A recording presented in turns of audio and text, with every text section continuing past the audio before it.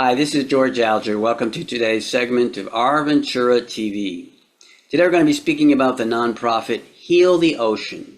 And joining us is the Communications and Operations Manager, Jasmin Tupy. Welcome, Jasmin. And for those who may not know, what is Heal the Ocean? Hey George, thank you so much for having me today. Heal the Ocean is a local nonprofit based in Santa Barbara. We work in the ocean protection area, and mainly we work on wastewater infrastructure upgrades. So that's taking your septic system to be connected to the sewer line. And we also work on projects like capping leaking oil wells in Summerland. Very good. Now, what does that mean in practical terms? I doubt you're out there with backhoes digging in the ground. What is the nonprofit, doing? So it all started around 1995. There was a big sewage problem at Rincon Beach, which we know is a very special place for a lot of surfers, beachgoers, and locals. And the water was contaminated. People were coming out with rashes, GI problems, and no one had answers. And that's really how Healed Ocean started. We found the money, hired scientists, and we found that the culprit was the septic systems underneath the houses on Rincon Point.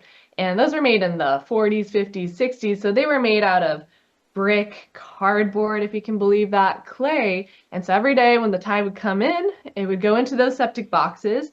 And then every day when the tide would go out, it would take it right with it. So we spent the next 15 years, starting in 1998, to remove those septic systems, digging a lot of dirt, and then we connected every single one of those houses to sewer lines. And so we eliminated the problem there. We're doing that sort of work right now in Los Olivos as well. They have a lot of septic systems that can be converted. So that's our origin story for Heal the Ocean. Wow, now you mentioned the dirt, so you actually are physically doing the work as well. Not quite. So we are that interesting entity that finds the problem, finds the funding for it, and then we're able to hire the experts to be able to bring those things to fruition. So the scientists, the engineers, the planning, getting the sewer district involved, and a lot of policy too. Yeah, yeah, I Mhm. can imagine. Do you happen to have any statistics on how much the water has improved over those, last couple decades? Well, with water quality is an interesting issue. There's all sorts of things that affect it. We can confidently say that the houses on Rincon Point and 7 miles north are no longer contributors to this problem, but there's still agricultural runoff. There's a river that washes right into Rincon, and there's houses upstream of that too. So we don't have exact statistics, but we know that none of those houses are leaking sewage anymore. Very good. I'm wondering if you're, tuned into the surfing community itself. It seems to me they might want to, advance Heal the Ocean. Yeah, and so as we like to say, everything on land goes to the ocean. So if you are a homeowner, you can look into seeing if you're on septic and see what the conversions are to sewer, to your sewer district. Another thing is we like to advocate for beach cleanups. So although we mainly focus on wastewater infrastructure or capping leaking oil wells, again, everything flows to the ocean. So we also hold beach cleanups, and that can be in riverbeds, watersheds, inland. It doesn't always have to be on the beach because everything on land makes its way over. So as surfers, I think that's something we can all be aware of and do our part in.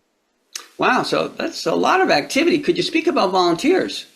Yes, so as I've talked about a little bit, a lot of these projects require engineers, hard hats, experts, and not everyone can volunteer in those spaces. So that's why we have our beach cleanup program. And the interesting thing about this is you can join our events that we host monthly, or you can contact the office and we lend out all the supplies. So that can be gloves, pickers, bags, and these are all reusable items. So we're not contributing more waste into the environment. Very good. Speak about some of the challenges of trying to heal the ocean. Interesting. So these projects are big infrastructure projects and they don't happen overnight. So again, the Rincon project to remove 7 miles of septic tank systems took 15 years. And that's because you have to first find the problem, find the solution, talk to the right people, which often is politicians, and they can connect you to that grant funding. And then you have to get the homeowners on board. So it's a long process. I'd like to also talk about the Summerland oil. So, as you know, on our Central Coast, we have globs of oil that show up on our beach. I always like to say the oil itself is occurring naturally. However, the rate at which it comes out is a man-made problem because there was lots and lots of oil drilling in the late 1800s when we had the oil rush.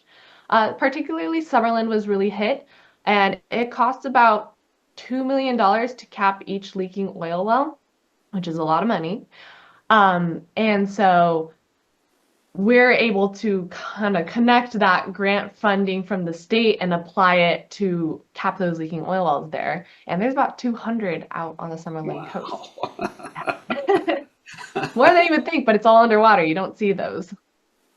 Wow. Okay. Very good.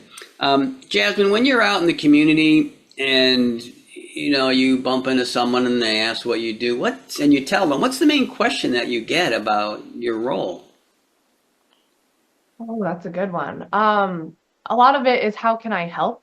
And Mm, it is a very big problem.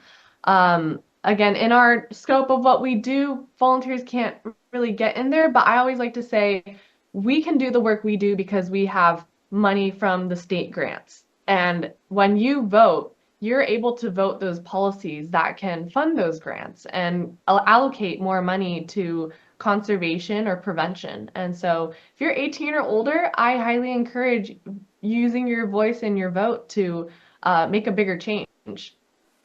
very Mhm. good.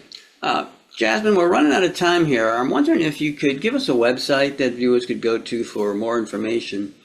But also, do you have a final message you'd like to share with the viewers? Sure. So you can find us at healtheocean.org and email us at info@healtheocean.org as well. And all emails come to me. Um, the ways that you can get involved again is vote for policy, act at a local level. So sometimes environmental problems can feel too big. And so you can always start at home. So I say think globally, act locally. And if you'd like to get involved, give us a phone call, give us an email, and I can set you up with some beach cleanup supplies and you can do it on your own time. Thank you very much, Jasmine. We're going to end off here. Great. Thank you so much for having me.